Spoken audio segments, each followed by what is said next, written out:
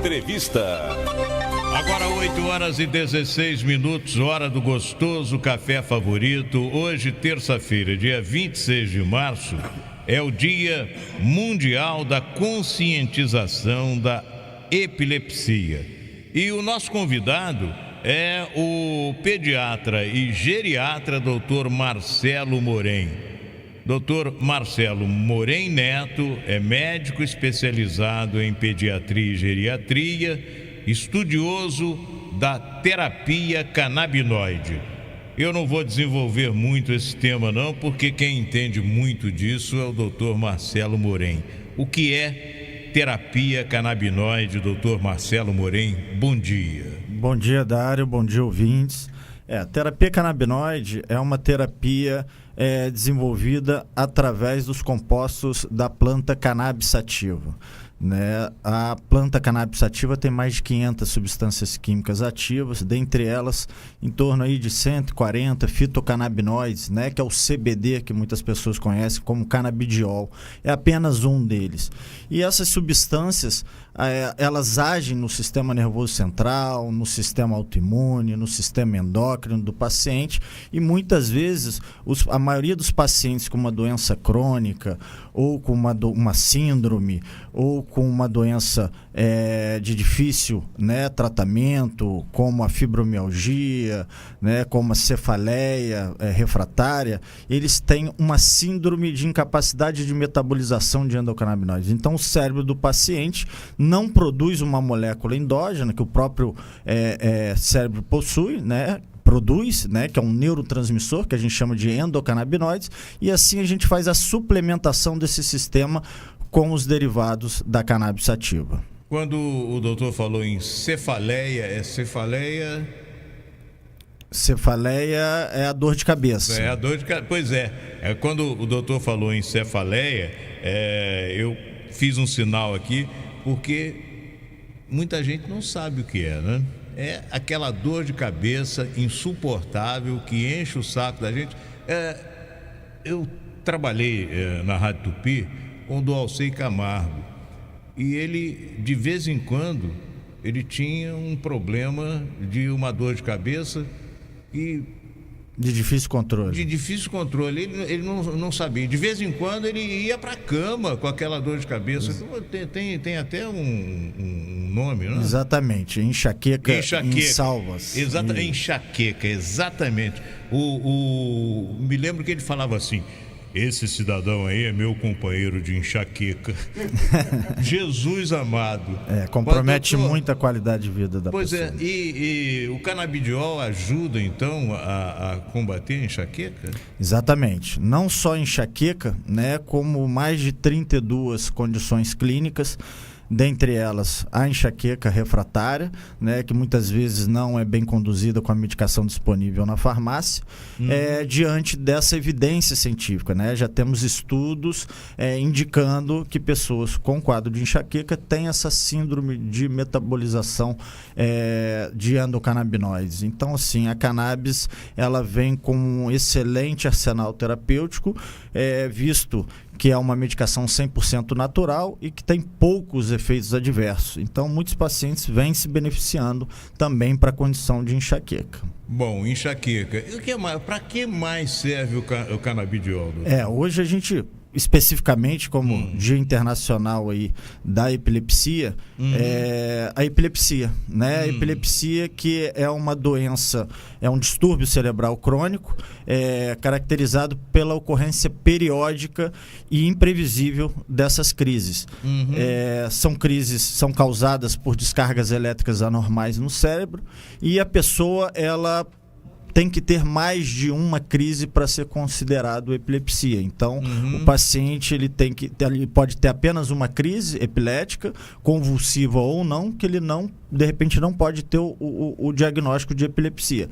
E a epilepsia é o primeiro caso de estudos referentes a cannabis. Estamos aqui hoje muito por conta da epilepsia, né? A epilepsia que ela tem, né, diversas frentes, né? A gente tem diversas síndromes raras, síndrome de Dravet, síndrome de Rett, síndrome de Duze, síndrome de Lennox-Gastaut, tem epilepsias idiopáticas. Então, assim, são várias quadros de epilepsia que muitas vezes, na criança, né, a menores de 5 anos, tira completamente a qualidade de vida dessa criança. A criança não fala, a criança não anda. Então, tem pessoas, crianças, que têm em torno de 300 crises por semana. Jesus! Exatamente. E muitas dessas crianças, né, eram refratárias à medicação. Usavam, inclusive meu filho, né? Meu filho Valtinho, hoje vai 14 anos, vai fazer 15 anos agora no próximo mês. Ele, aos 5 anos, a gente descobriu, né, uma crise epilética. De difícil entendimento, porque foi uma crise abdominal, né? Muitas vezes a gente imagina aquela crise epilética como aquelas convulsões tônico-clônicas, né? Que a pessoa se debate, morde a língua, mas não, ele tinha uma dor abdominal inespecífica, e no dia de Réveillon, no dia seguinte do Réveillon, às 2 horas da manhã, provavelmente, ele teve uma crise generalizada. E essa crise foi de difícil controle, inclusive levamos ele ao hospital. No hospital, né, não foi bem conduzido, não conseguiram reverter, ele teve 2 paradas cardíacas e veio o quadro de paralisia cerebral. Então, é uma coisa que a gente precisa ter muito cuidado, né? Pode ser uma crise, por ela ser uma crise imprevisível, né? Isso pode levar à queda da pessoa, né? Um traumatismo craniano. Então, toda essa luta pela cannabis medicinal, tanto aqui no Brasil como em diversas partes do mundo, iniciou-se pela briga de mães, né? Mães aqui no Brasil, a partir de 2012, né? Tem até um documentário muito bacana que as pessoas podem acessar aí no YouTube, que se chama Ilegal, A Vida Não Espera, que são mães, né, de crianças com síndromes raras. O principal abordado ali dentro desse documentário é a questão da Tatiele Fischer, mãe de Anne Fischer, uma criança com uma síndrome rara, né, uma CDKL5, e que ela precisava do remédio da cannabis para poder conter as crises da filha. Nenhum outro remédio fazia efeito mais na filha dela. E ela tinha que ir nos Estados Unidos e trazer isso de forma ilegal, né, guardado na mala, passando até por um problema de tráfico naquele momento. Então ela fez um mutirão junto com outras mães para que a Anvisa pudesse dar uma direção, pudesse reavaliar, pudesse fazer uma autorização para que ela pudesse importar isso. Então, a partir desse movimento, em 2015, a Anvisa permitiu a importação de derivados da cannabis medicinal, da cannabis sativa, para algumas comorbidades, dentre elas a epilepsia. Nos Estados Unidos não foi diferente, né? Tem uma história emblemática da Charlotte Figi, que é uma criancinha com síndrome de Dravet. Ela foi um dos primeiros casos, né, lá nos Estados Unidos, e tem um documentário também pela CNN. Que é essa síndrome de Dravet? Síndrome de Dravet é uma síndrome rara, uma síndrome epilética rara, que cursa, né, com crises convulsivas crônicas, de difícil controle. Ela é esse caso, né, das 300 crises convulsivas semanais. A partir da introdução do medicamento de cannabis no arsenal terapêutico dela, ela teve 99% de melhora das crises. Então ela viveu muito bem, né, com uma ótima qualidade de vida. Infelizmente, veio a falecer de Covid alguns anos atrás. Jesus. Doutor, o senhor falou sobre o seu filho, que teve uma crise no Réveillon. Exato. E que o hospital não conseguiu conduzir bem. E a coisa se agravou. Exatamente. Ele está com que idade? Vai fazer 15 anos agora em abril. E sequela? Então, ele teve a sequela, né? Ele teve uma anóxia cerebral. Então, diante dessa parada cardiorrespiratória, ele faltou oxigênio no cérebro dele, e ele teve uma parada, uma paralisia cerebral, que a gente chama, né? Então ele teve diversas sequelas. Ele era uma criança que andava, falava, corria, torcia pelo nosso Flamengo e, infelizmente, parou de falar, parou de andar, né? Ficou restrito à cadeira, ao leito, e foi uma luta muito grande, Dário. Foi uma luta onde a gente chegou a utilizar 7 anticonvulsivantes, no caso dele. Inclusive, hoje está saindo um podcast eu contando a história dele, então as pessoas que tiverem curiosidade, né, na minha página, né, no @Dr. Marcelo no Instagram, Dr. Marcelo Moren, no próprio página da Abraça Esperança, que me fez o convite, a gente vai contar a história dele na íntegra.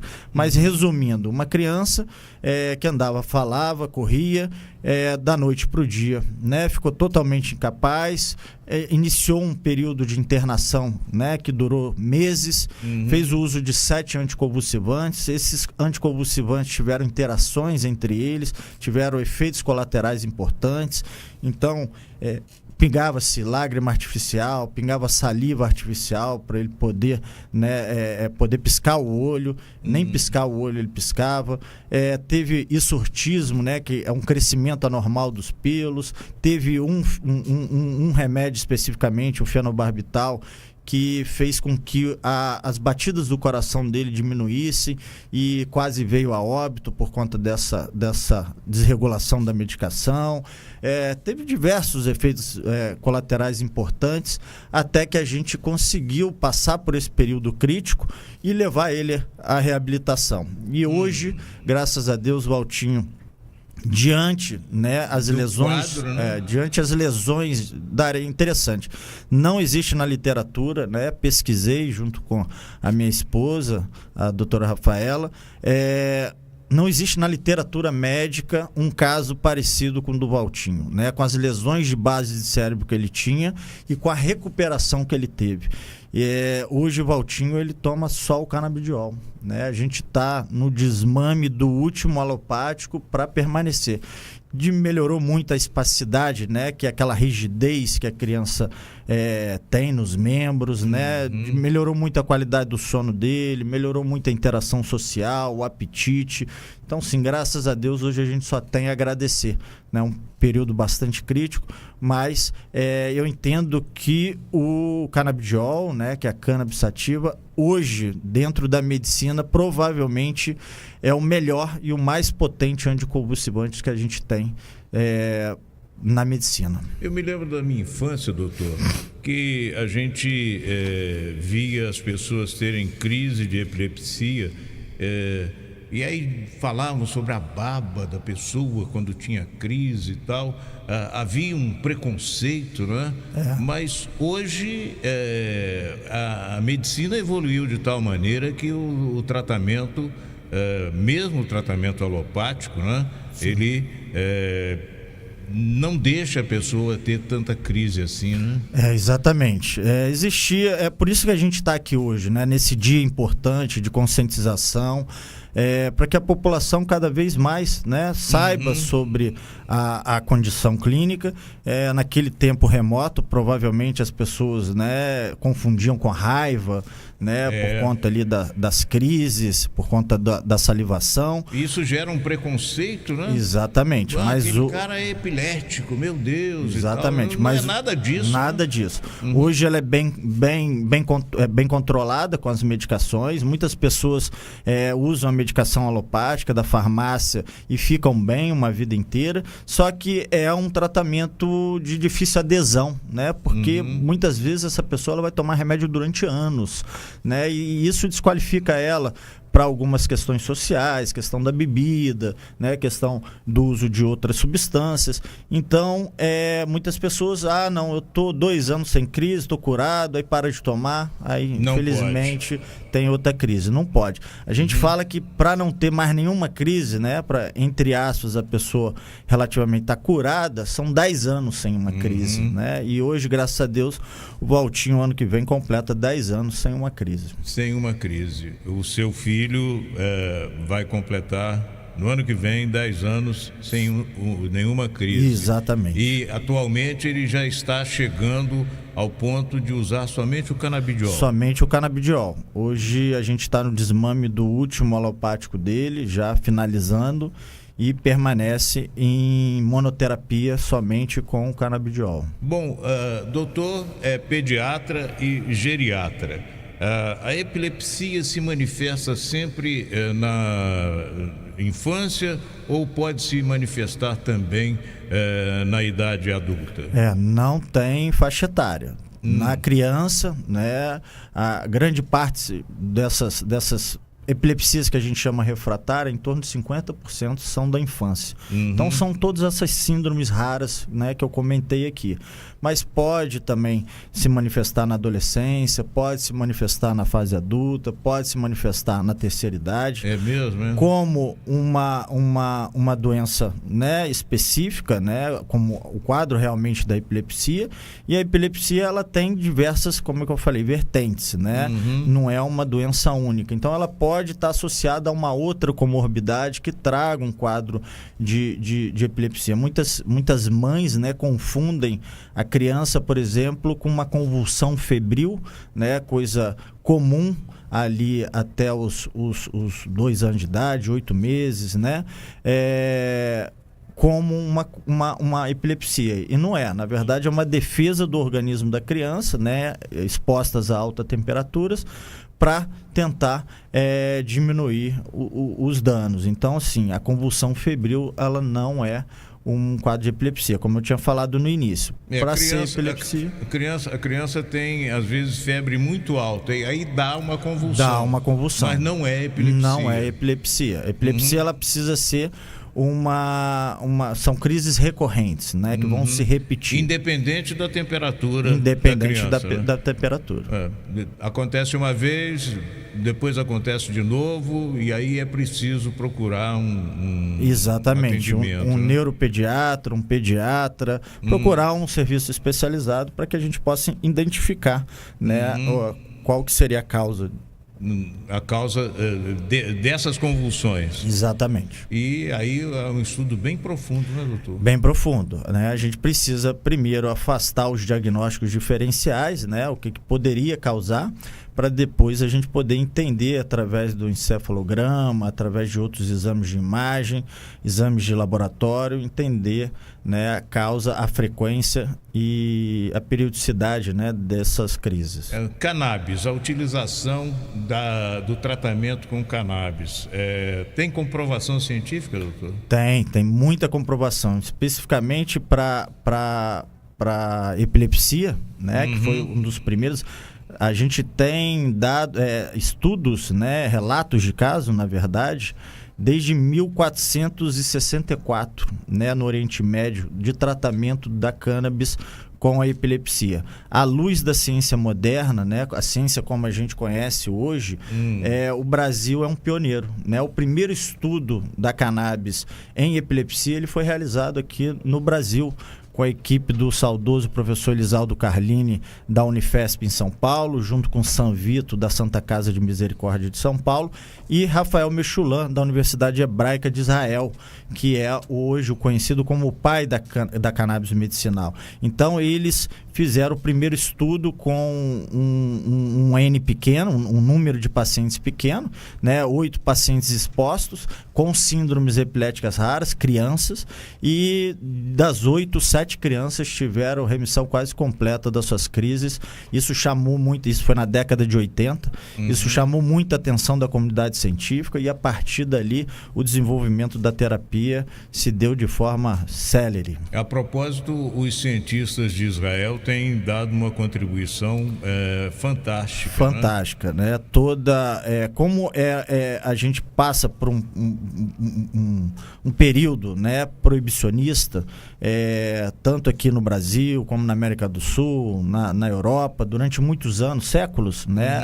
O extrato da planta, ele foi proibido, então a gente não tinha matéria-prima para estudar.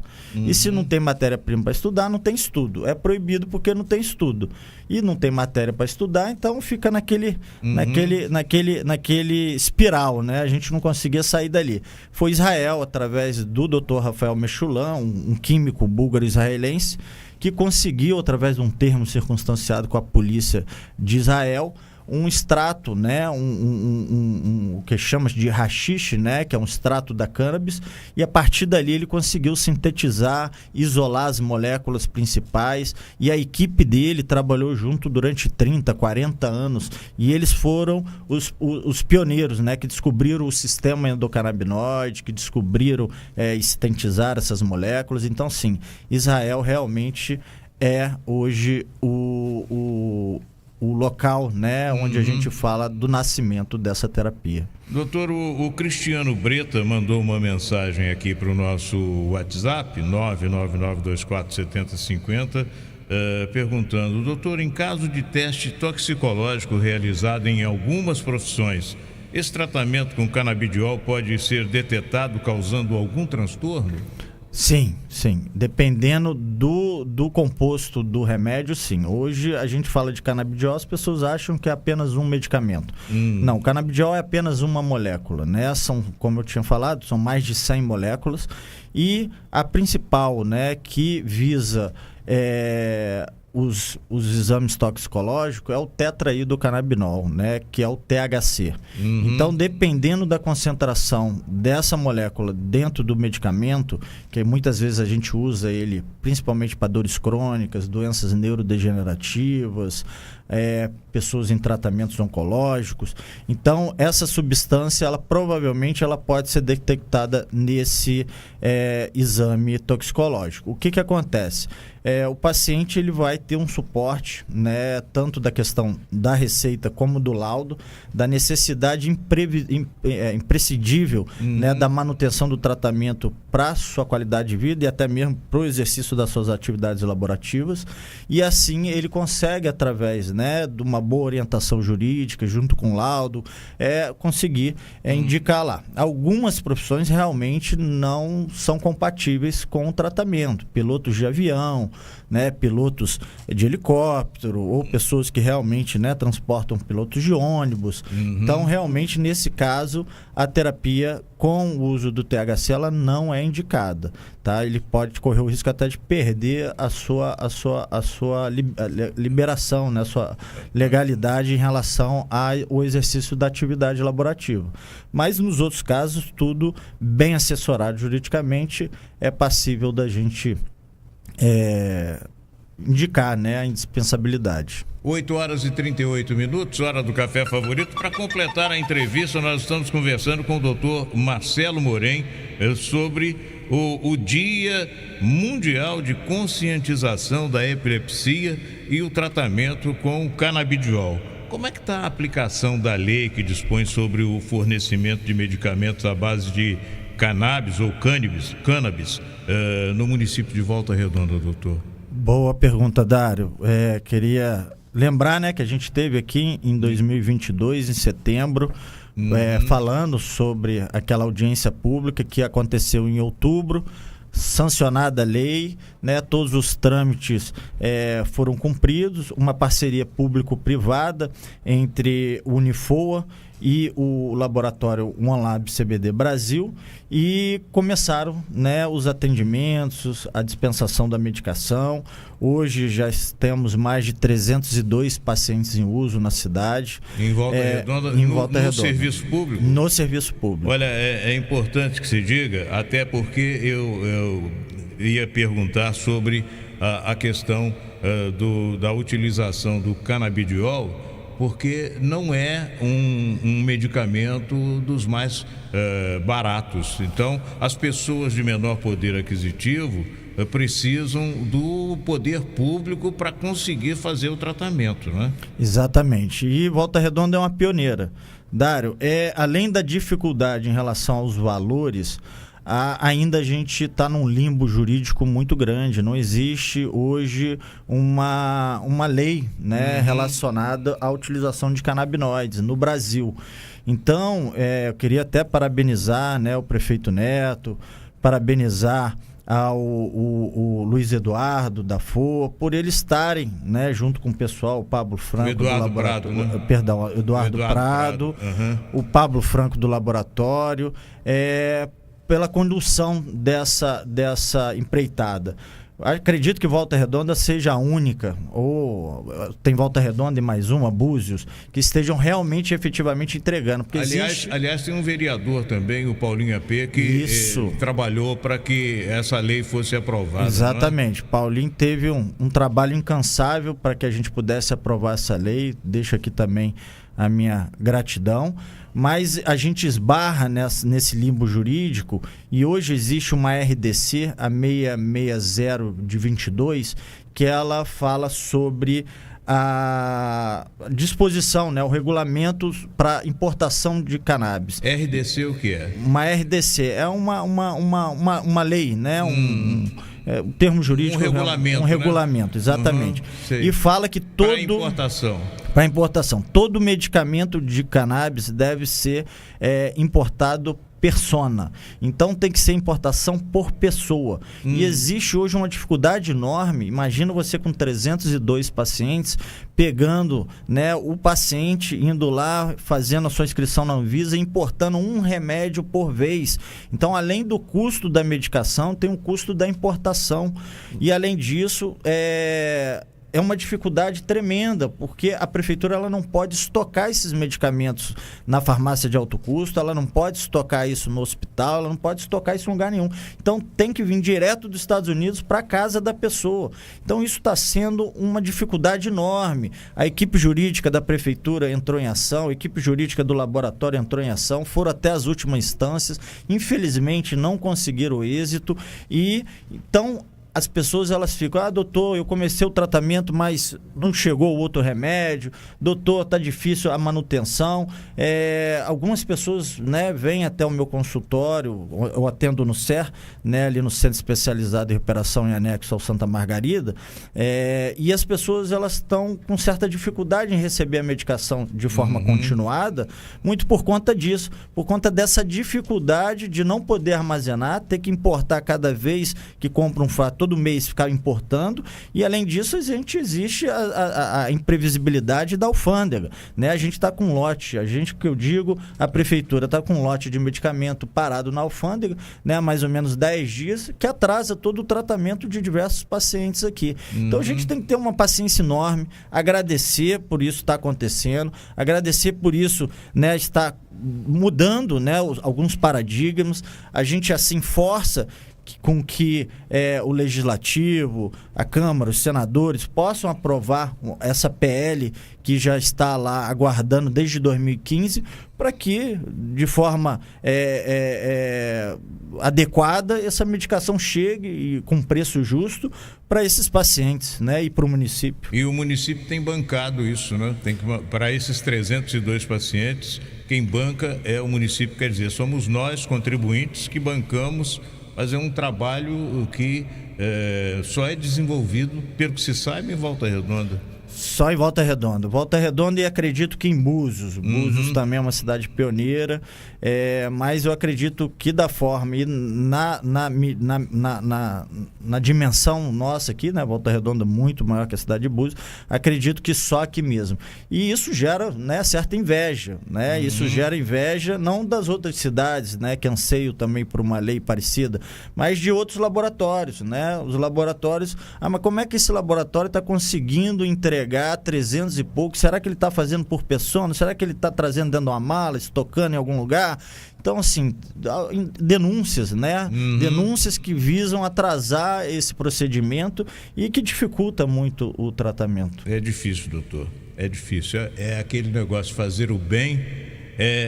Às vezes é uma coisa muito difícil, principalmente quando se trata de um trabalho que é pioneiro e que é discriminado, não é verdade? Exatamente. Porque quando se fala em canabidiol, só pensa na maconha. Exatamente. Não é? E a venda da maconha em alta escala é uma coisa, é crime. Exatamente.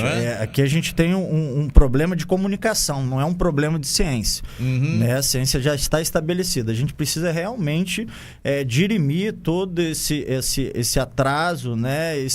Essa defasagem em relação à planta, né? A cannabis sativa. Eu queria fazer uma ressalva aqui, o Dário. Eu queria agradecer de forma especial a farmacêutica da prefeitura, Juliana Boechat, que é uma pessoa que ela está fazendo um trabalho fora, mais do que humano, né? Recebendo todos esses pacientes, né? Ela que está na ponta, recebendo todas as críticas, né? Recebendo todos poucos elogios, né? Então, assim, as pessoas, elas não têm a sensibilidade de entender que ela está ali para ajudar, né? Então, muitas vezes atrasa um remédio, a culpa é dela, não é do laboratório. Muitas vezes ela está, né, num dia não tão bom e as pessoas, né, de forma agressiva tentam adentrar o local onde ela fica. Então, assim, deixar aqui minha solidariedade, agradecer ela, né? Já falei até com o Paulinho, é uma pessoa que merece uma monção de aplauso na Câmara por conta desse trabalho que ela vem desenvolvendo. E muitas pessoas não sabem, né, dessa Ilíada dela, porque, né, não estão ali dentro para ver a demanda, fora a demanda que ela já tem né, na prefeitura. Lidar com o público é uma coisa muito difícil, a grande verdade é essa, né? E lidar com o médico sabe muito bem, lidar com o público é muito difícil. No serviço público, lidar com pessoas carentes e doentes Exatamente. é mais difícil. Doutor Marcelo Mourem, o senhor disse que atende ao lado do Santa Margarida no serviço público. Exatamente. O senhor tem um consultório particular também. Exatamente. A gente tem a clínica, a Sou Clínica Canábica, que fica no Vila Shopping, né, na Sobreloja. É a primeira clínica especializada no segmento de cannabis medicinal do interior do estado do Rio de Janeiro. A gente já está indo para o 3º ano de atuação, mais de 2.500 pacientes atendidos, não só aqui na região, mas através da telemedicina no Brasil inteiro e até mesmo outros países. Para as pessoas, né, que tenham curiosidade, a gente tem uma equipe preparada para receber pessoas que queiram saber se estão aptas ao tratamento, se são elegíveis, será que a minha condição ela poderia ter um auxílio com esse tratamento. Então, a gente tem um número da clínica, né, que é o 998460909. Repete, por favor. 998460909. É só mandar um WhatsApp, tá? Que a Ana Lúcia, minha secretária, vai ter todo prazer em recebê-los. E através da rede social, né?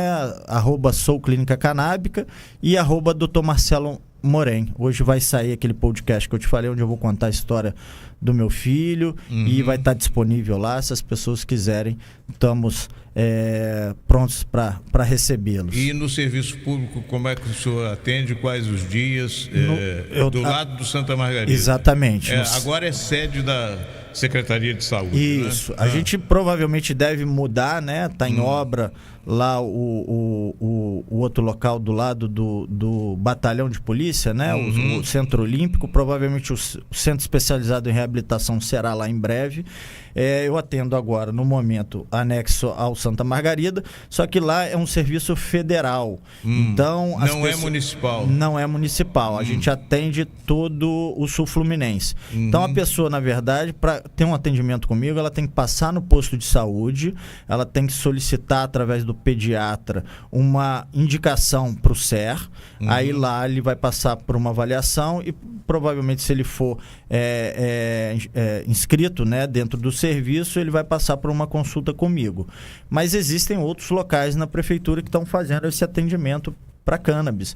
A Policlínica da Cidadania, no estádio, né, com o doutor Edilberto.